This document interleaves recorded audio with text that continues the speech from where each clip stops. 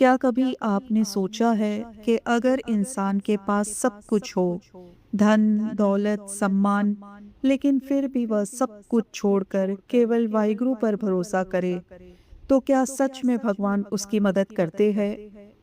आज की ये सच्ची कहानी एक ऐसी बेटी की है जिसने अपने पिता के सामने भी सच बोलने से डरी नहीं, और उसी सच्चाई की वजह से उसे मिला दुनिया का सबसे बड़ा दुख।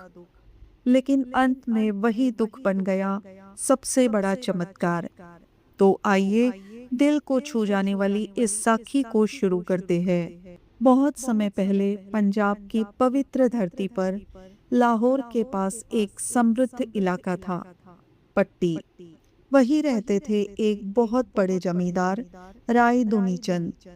उनकी गिनती इलाके के सबसे अमीर और प्रभावशाली लोगों में होती थी। घर में किसी चीज की कमी नहीं थी। सोने चांदी के बर्तन, नौकर चाकर, बड़े बड़े खेत। लेकिन जहाँ इतना वैभव होता है, वहाँ अक्सर एक चीज चुपके से आ जाती है, अहंकार। राय दूनी चंद भी इसी अहंकार में जी रहे थे। उनकी 5 बेटियां थी और सभी को उन्होंने बहुत प्यार से पाला। लेकिन सबसे छोटी बेटी रजनी सबसे अलग थी। जहाँ बाकी बहनें सजने संवरने और सुख सुविधाओं में खुश रहती थी, वहीं रजनी का मन केवल नाम सिमरन में लगता था। वह अक्सर कहती, जो कुछ भी है वह वाहिगुरु की मेहर है। एक दिन घर में बड़ा आयोजन था। सभी रिश्तेदार आए हुए थे। माहौल खुशियों से भरा था। इसी बीच राय दूनी चंद ने अपनी बेटियों को बुलाया और एक सवाल पूछा, बताओ, तुम्हें जो सुख सुविधाएं मिली है, इन सब का असली कारण कौन है? बेटियां तुरंत बोली, पिताजी, यह सब आपकी कृपा है। यह सुनकर उनका सीना गर्व से चौड़ा हो गया। लेकिन जब रजनी की बारी आई, तो उसने बहुत शांत और दृढ़ आवाज में कहा, पिताजी, यह सब केवल वाहिगुरु की कृपा है।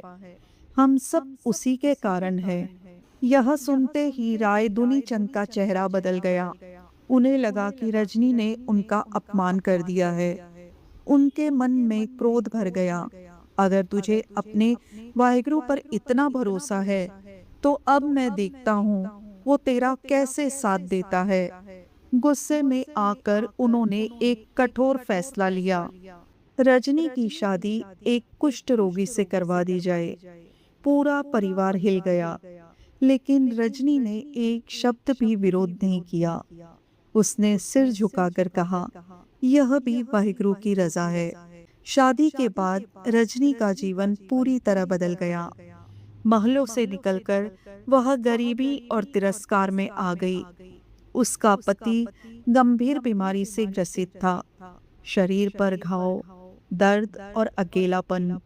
समाज ने उसे ठुकरा दिया था, लेकिन रजनी ने उसे भगवान का रूप मानकर सेवा की। वह उसे अपने हाथों से खाना खिलाती, घाव साफ करती और हर समय वाहिगुरु का नाम जपती रहती। कभी शिकायत नहीं, कभी दुख का दिखावा नहीं, बस विश्वास और सेवा। एक दिन दोनों जंगल के रास्ते से गुजर रहे थे। थक कर वे एक शांत जगह पर रुके, जहाँ एक छोटा सा जल स्रोत था, एक साधारण सा झरना। रजनी ने अपने पति को एक पेड़ के नीचे बैठाया और खुद पानी लेने चली गई।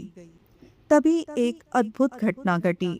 उसके पति ने देखा, एक कौवा आया और उसने पानी में डुबकी लगाई, और बाहर निकलते ही वह एक सफेद कबूतर बन गया। उसकी आंखों में आश्चर्य भर गया। उसने सोचा, अगर यह पानी इतना पवित्र है, तो शायद मैं भी ठीक हो सकता हूँ। बहुत मुश्किल से वह घिसटते हुए पानी तक पहुंचा, और जैसे ही उसने उस जल में डुबकी लगाई, कुछ ही पलों में उसका शरीर बदलने लगा। घाव मिट गए, दर्द खत्म हो गया, और वह पूरी तरह स्वस्थ हो गया। जब रजनी वापस आई, उसने एक सुंदर युवक को खड़ा देखा। वह डर गई, मेरा पति कहाँ है? तभी वह युवक बोला, रजनी, मैं ही तुम्हारा पति हूँ।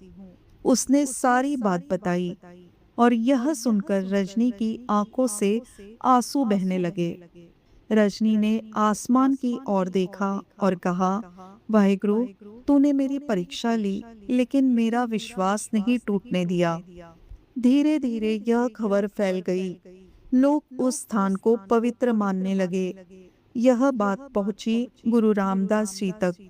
उन्होंने वहां जाकर उस स्थान को देखा और वहां एक पवित्र सरोवर बनवाने का निर्णय लिया। समय के साथ वही स्थान बना हरमंदिर साहिब और शहर का नाम पड़ा अमृतसर। जिस पेड़ के नीचे यह चमत्कार हुआ वह आज भी मौजूद है, जिसे कहा जाता है दुख भंजनी बेरी, जहां आज भी लाखों लोग आकर श्रद्धा से नतमस्तक होते हैं। अब राय दूनीचंद को यह सब पता चला तो उनका दिल टूट गया। उन्हें अपनी गलती का एहसास हुआ। वह अपनी बेटी के पास आए और बोले, मुझे माफ कर दो, मैं अपने घमंड में अंधा हो गया था। रजनी ने उन्हें गले लगा लिया। संगत जी, ये कहानी हमें सिखाती है, सच्चा विश्वास कभी हारता नहीं। सेवा सबसे बड़ी पूजा है। अहंकार इंसान को गिरा देता है और वाहिगुरु की कृपा से असंभव भी संभव हो जाता है। अगर आपको ये कहानी दिल को छू गई हो तो वीडियो को लाइक जरूर करें और चैनल को सब्सक्राइब करना ना भूलें। धन गुरु नानक।